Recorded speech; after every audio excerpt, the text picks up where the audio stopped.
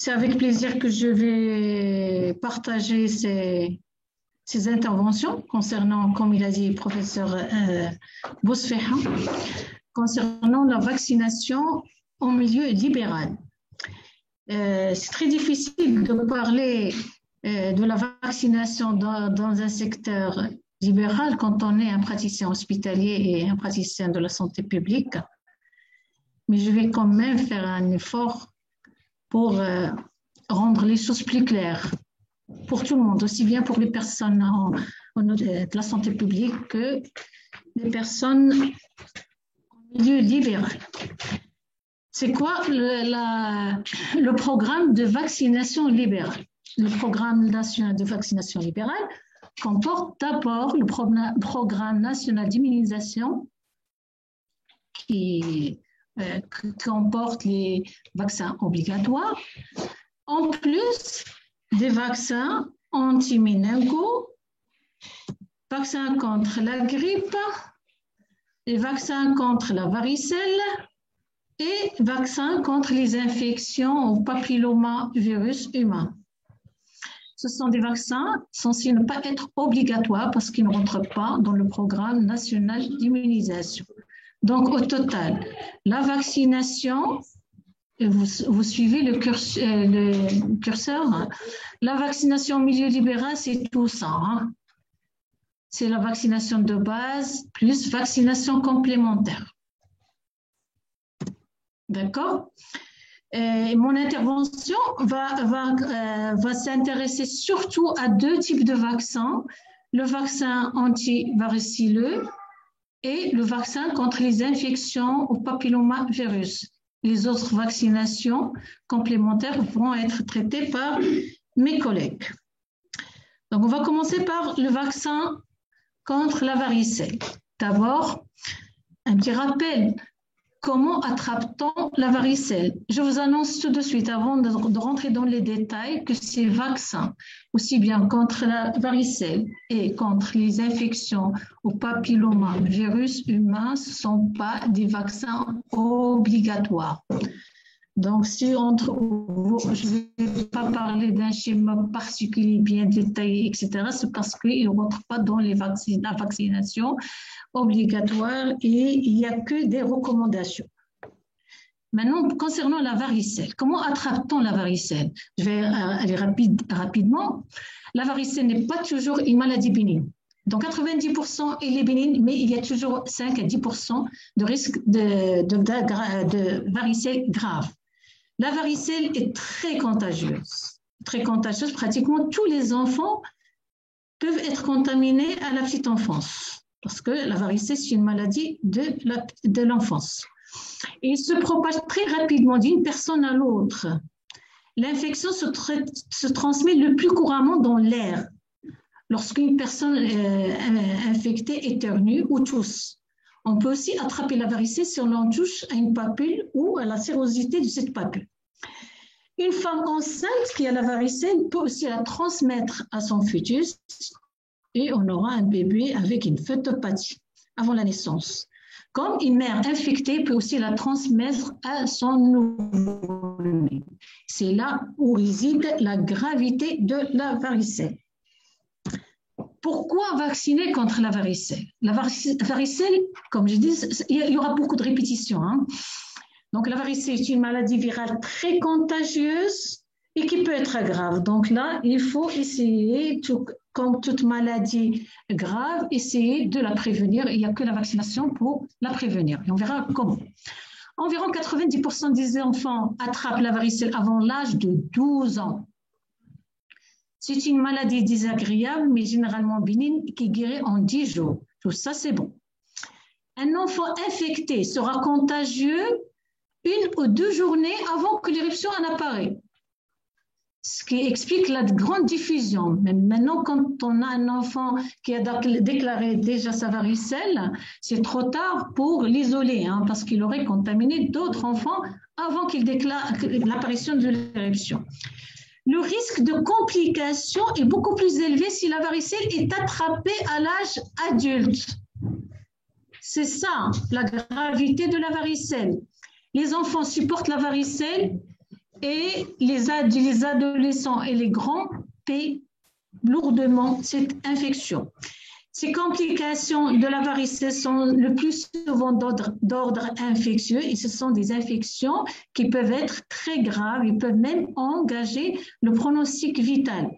Ce sont des infections bactériennes, des pneumonies, des complications neurologiques. La persistance, donc là, et parfois qui nécessite l'hospitalisation. Parce que vous savez, la varicelle, c'est une maladie qui est pénible. L'hospitalisation est exceptionnelle, sauf dans les cas graves. Donc, la varicelle peut être l'objet d'une hospitalisation. La persistance du virus dans le corps peut aussi entraîner l'apparition d'un zona, souvent plusieurs années après. Ceci pour vous expliquer pourquoi il faut encourager la vaccination contre la varicelle. Donc, c'est vrai qu'il est béni, il peut passer sans problème au départ, mais il y a la gravité, il y a la possibilité du zona après, et aussi la gravité chez la femme enceinte. Ça, c'est les trois choses qui encouragent le conseil de la vaccination anti-varicelle. La varicelle représente un risque très important pour les femmes enceintes, les nouveau-nés et certains malades dont le système immunitaire est affaibli. Parce qu'on verra, la varicelle, c'est un vaccin à base d'un virus qui est atténué, c'est-à-dire il est toujours vivant mais atténué, il n'est pas mort inactivé. Ainsi, il est indispensable de protéger de la varicelle tous ceux qui ne l'ont pas attrapée au bas âge. L'enfant, il peut la faire, mais il peut contaminer un adulte non protégé, et c'est l'adulte, généralement, qui est dans le même entourage, qui va faire la forme grave et risque de décéder. Donc, on peut protéger les adultes en immunisant les enfants. Pendant leur enfance, ceci est possible grâce à la vaccination. Et je passe. Ceci est un rappel, je passe rapidement les complications infectieuses post-varicelle. Ils ne sont pas aussi banales. Hein. Ils peuvent se voir dans 1 à 4% des cas. On peut avoir des complications de type d'impétigo, des lésions bileuses, des dermoépidermies, des lymphangites et même des fascites nécrosantes et parfois carrément des chocs toxiques. Rappel sur les complications post-varicelle, en dehors de l'infection, il y a d'autres complications qui peuvent se voir dans la varicelle. C'est les complications neurologiques, à type de cérébrolite, d'encéphalite, les méningites septiques, des complications de pleuropulmonaires, des complications hématologiques et on peut avoir d'autres complications graves. Pourquoi le vaccin contre la varicelle est important? Donc, comme j'ai dit tout à l'heure, ça ne va être que des répétitions. Parce que même si la varicelle est réputée être bénigne, il peut parfois se compliquer. On a dans 5 à 10% de formes qui peuvent se compliquer. Et ce n'est pas anodin.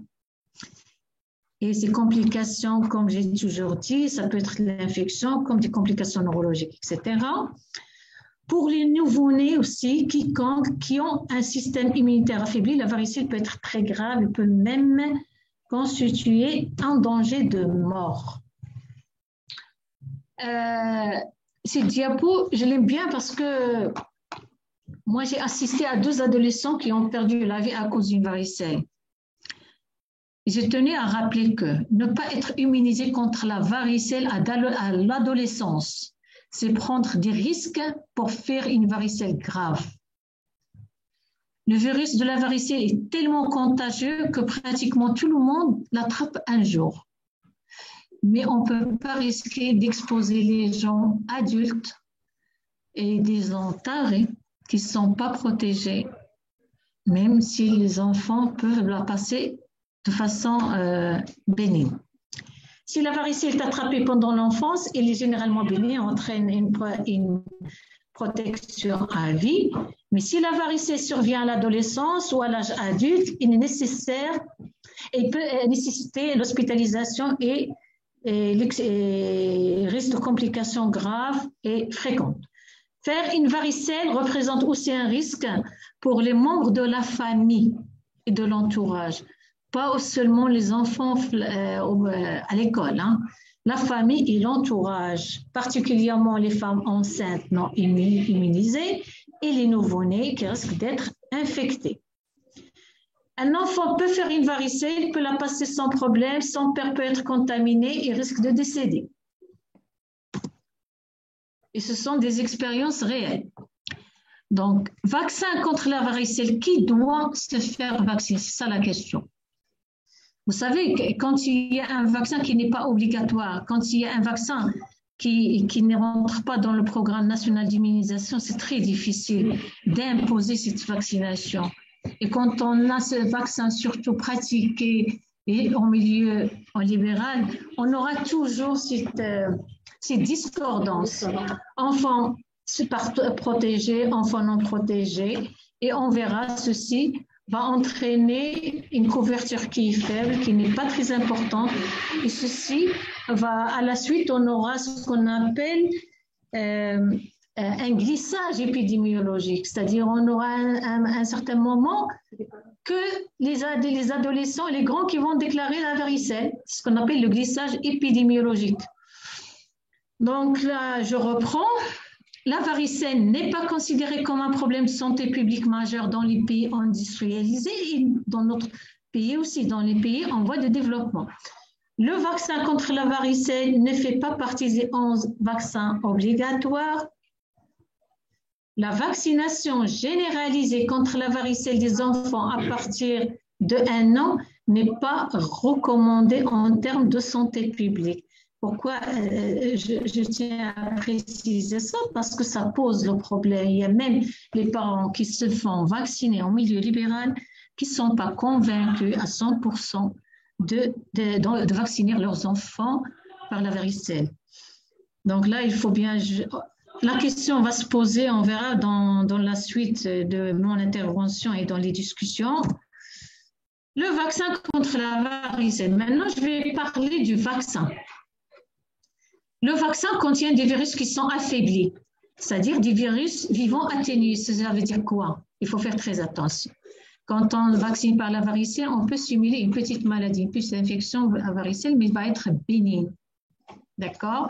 Mais attention, il ne faut pas vacciner n'importe qui. Et là, il faut faire très attention aux contre-indications de la vaccination parce que quelqu'un qui a un terrain immunitaire fragile peut carrément déclencher une varicelle grave. Donc, il faut faire attention au terrain. Ces vaccins contiennent des traces d'antibiotiques et des cellules qui ont favorisé leur production, ainsi que des substances stabilisatrices. Pourquoi je tiens à rappeler ça? Et pour expliquer que le vaccin contre la varicelle peut aussi avoir des effets secondaires, mais pas trop graves. Pas trop graves. D'accord? Donc, il ne contient pas de mercure. Hein. Là, il ne contient pas de mercure, c'est très important. Ainsi, la plupart des personnes vaccinées ne feront pas la varicelle. Là, je dis la plupart des personnes. Le vaccin de la varicelle, je tiens à rappeler qu'il ne protège jamais à 100%. D'accord? Mais pratiquement dans 90%, et ça, c'est pas rien. Les autres auront une varicelle atténuée. Le schéma vaccinal, il y a 2 vaccins qui existent contre la varicelle. Il y a le Varivax et le Varilrix. 2 doses pour le Varivax, 4 à 8 semaines d'intervalle, et Varilrix, 6 à 10 semaines, il n'y a pas une grande différence. Il faut 2 doses, 1 mois d'intervalle minimum pour assurer une couverture vaccinale contre la varicelle.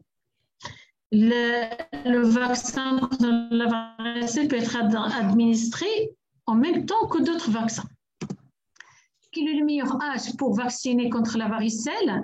La varicelle de l'enfant est une maladie généralement bénigne, donc il est recommandé aux jeunes. Ce qui nous intéresse, c'est protéger les adultes.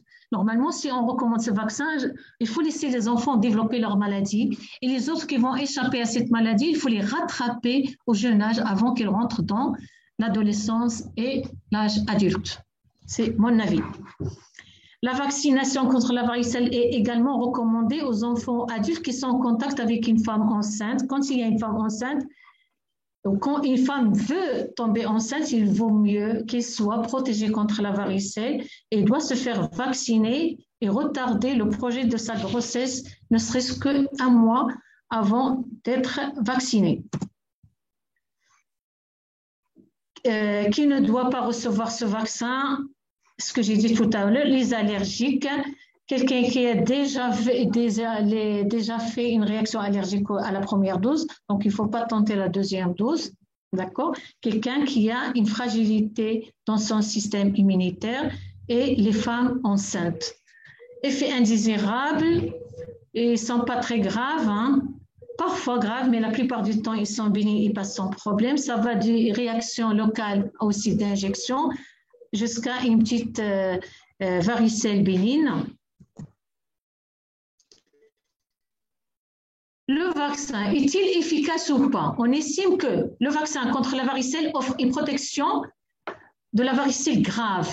Dans 94% des cas à la première dose, et ce pourcentage monte à 98,3% après la deuxième dose, donc c'est très intéressant. Les 2 doses de vaccin offrent une protection d'à peu près avoisinant 100% pour les varicelles graves. Hein. Position de l'OMS, ça c'est très important. Le vaccin antivaricelle peut être utilisé à l'échelon individuel ou à l'échelle de la population. Il peut rentrer dans le programme d'immunisation. Les conséquences de la varicelle à l'échelle mondiale doivent être mieux évaluées. La vaccination des adolescents et des adultes protégera des sujets à risque et n'aura aucune conséquence sur l'épidémiologie, c'est-à-dire on aura toujours un nombre de varicelles chez l'enfant élevé. Par contre, la vaccination, la couverture des enfants aura un élément de poids sur l'épidémiologie du vaccin, de la maladie. Pardon. Professeur, position toujours de l'OMS. Professeur, c'est pas grave. Non, il faut me comptabiliser l'autre intervention, elle est courte.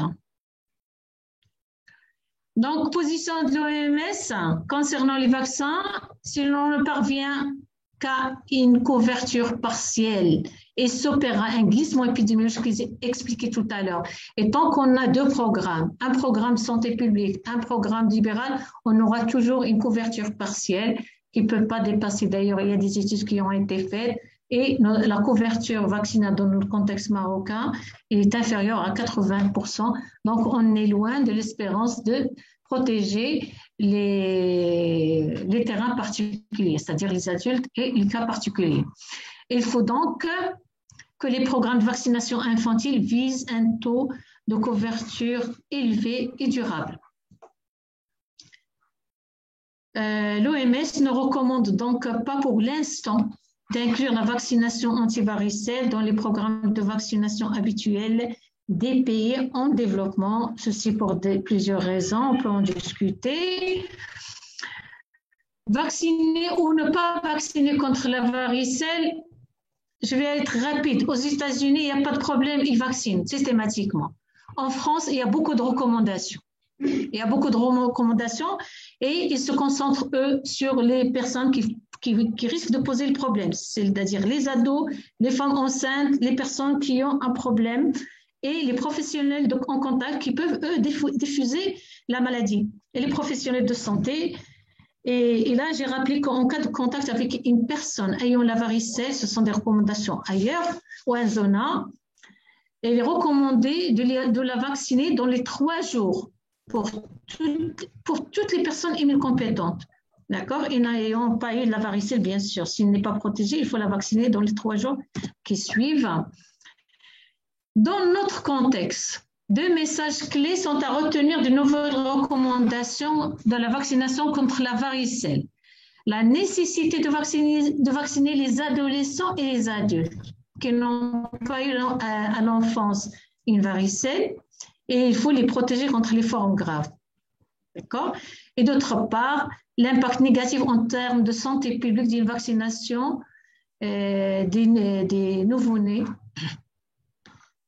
des grands, parce que la non-couverture non-couverture des enfants va entraîner de déplacer, ce que j'ai dit tout à l'heure, l'âge de la maladie. Différentes positions au Maroc, il n'y a pas de recommandation généralisée. Quand j'ai contacté certains pédiatres praticiens privés, ils appliquent ce qu'on a annoncé au départ, la couverture vaccinale à partir de 1 an, 2 doses, 1 mois d'intervalle. Donc, en termes de conclusion, la varicelle entraîne un inconfort individuel. Il peut être potentiellement grave par ses complications. Il pose un fardeau social pour les patients, les parents et les soignants. La protection efficace par la vaccination nécessite 2 doses et important d'un taux de couverture élevé dans la population. Et je vous remercie. Maintenant, je passe.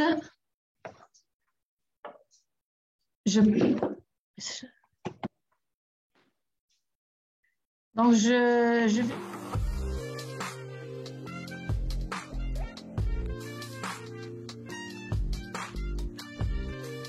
Non.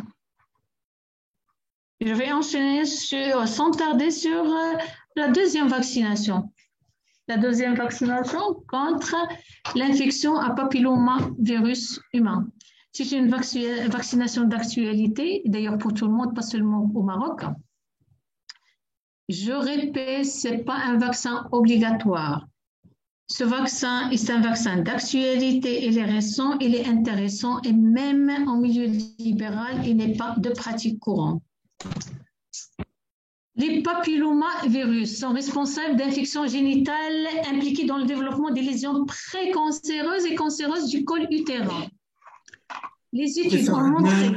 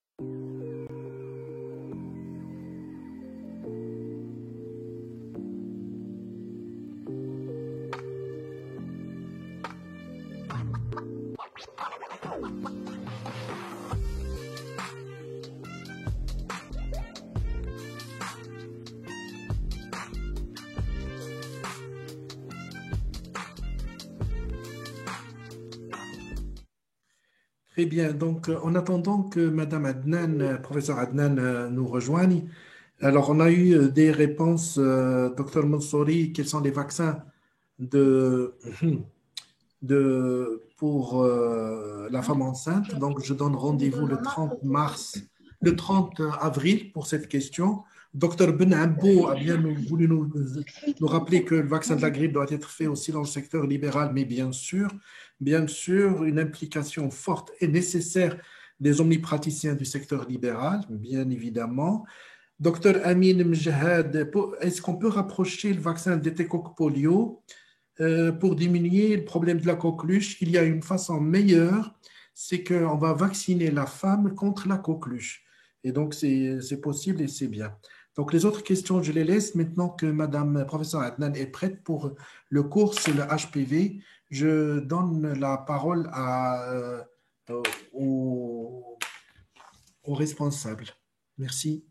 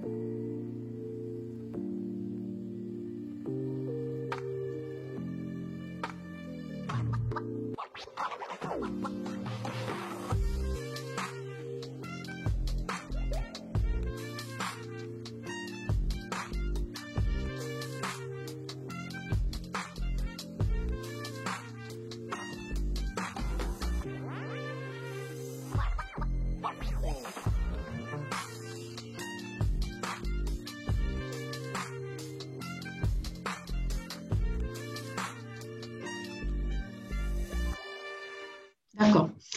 Les vaccins, là je reprends les vaccins quand les études ont montré qu'une production persistante des anticorps. Pourquoi il faut vacciner contre ces virus jusqu'à 5 ans après la vaccination et une réduction des lésions précancéreuses. C'est-à-dire même si on a déjà l'infection, avec le vaccin, on peut améliorer les choses. Les vaccins contre les HPV sont des vaccins tués, inactivés. Toute vaccination initiée avec l'un des vaccins doit être menée à son terme avec le même vaccin. Le vaccin est disponible en pharmacie, je passe, et il peut être réalisé par un médecin ou un infirmier. L'injection du vaccin est prise en charge il y a une prise en charge, donc ça ne pose pas de problème. Les deux vaccins disponibles, il n'y en a que deux, je vais citer les deux. Il y a le Gardasil et Cervarix, qui protège contre les infections par les HPV oncogènes 16 et 18, responsables de 70% des cancers invasifs et 50% des lésions précancéreuses de haut grade 5. Ceci est important. Pourquoi? C'est pour vous dire qu'il n'y a pas que les 16 et 18 qui donnent les cancers. D'accord? Et le vaccin ne protège pas contre tous les cancers du corps, les HPV qui donnent les cancers. Et seulement le 16 et 18. Et aussi, il protège contre d'autres, il y a d'autres sérotypes, le 1 et 6, par exemple, qui, eux, ils sont responsables des lésions sans lésions cancéreuses. Le Gardasil 9, il est disponible ailleurs, n'est pas disponible au Maroc, et c'est un vaccin qui, en plus du premier, qui ont 4 sérotypes, il y a 5 autres sérotypes d'HPV. Donc, il est plus large et plus efficace que les autres.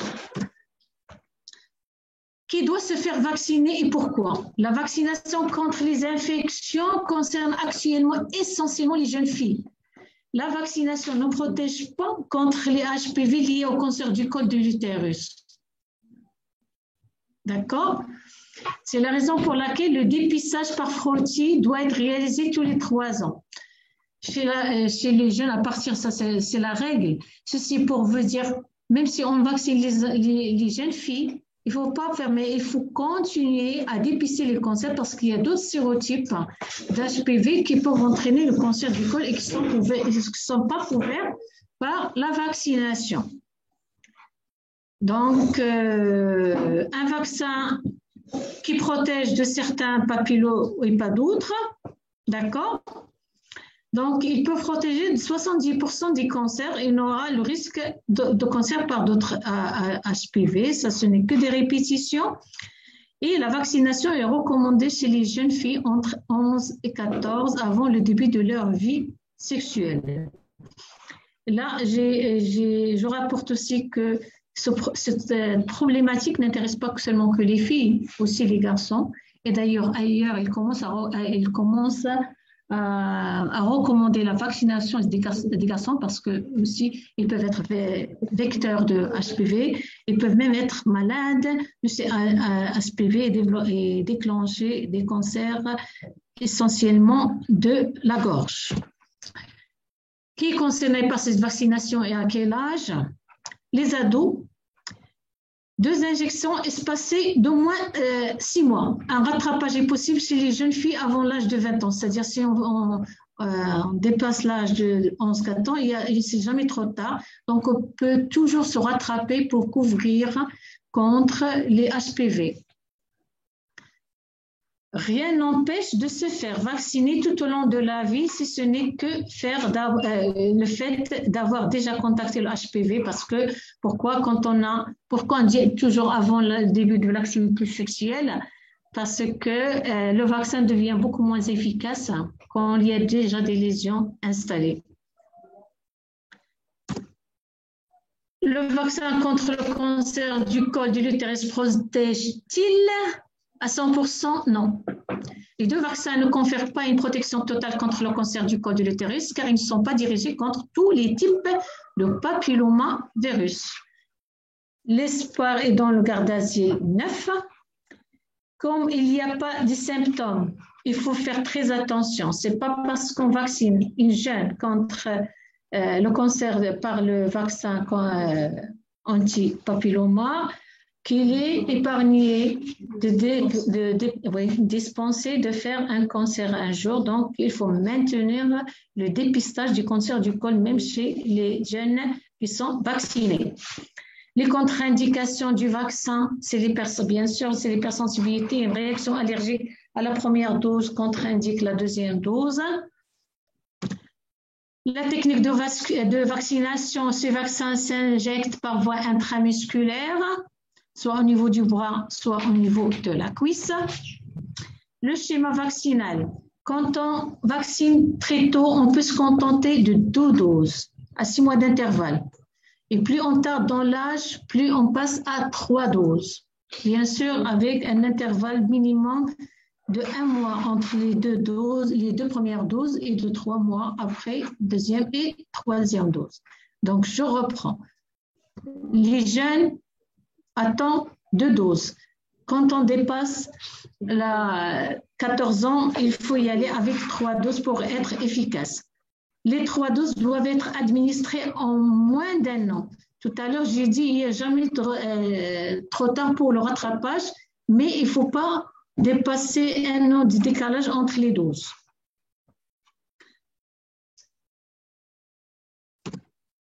Le schéma vaccinal, comme j'ai dit, ce qui est disponible au Maroc, à ma connaissance, c'est Gardasil. Comme j'ai demandé aussi, il y a souvent ce problème de rupture de stock. Le Gardasil, on donne 2 doses, M0, M6. Pour quand on dépasse les 13 ans, on y va avec les 3 doses. Le Cervarix, lui, il protège contre 2 sérotypes, pas les 4. Je n'ai pas détaillé ici le Gardasil, c'est 4 sérotypes. Cervarix, c'est 2 sérotypes. Donc, le Gardasil 9, là aussi, il y a 2 schémas, 2 doses ou 3 doses. Les effets indésirables, certains rapportent des complications neurologiques, mais rien n'est prouvé après des études. Il n'y a pas de cause à effet entre les complications neurologiques et le vaccin. mais d'autres effets secondaires ont été constatés, comme classique des vaccins injectables. Et en conclusion, l'Organisation mondiale de la santé recommande de faire le vaccin à partir de l'âge de 10 ans. 2 raisons. On peut être sûr que la jeune fille n'a pas encore de vie sexuelle. Et à cet âge-là, le corps répond mieux au vaccin. Il nécessite 2 doses. Alors qu'à partir de 14-15 ans, il faut en faire 3. Le vaccin peut être prescrit par n'importe quel médecin généraliste ou pédiatre. La vaccination ne dispense pas contre le dépistage du cancer du col. Donc, il faut toujours faire dépistage des frottis ou des prélèvements cytologiques. Dans notre contexte marocain, il reste très peu prescrit pour diverses raisons que je réserve en discussion et je vous remercie.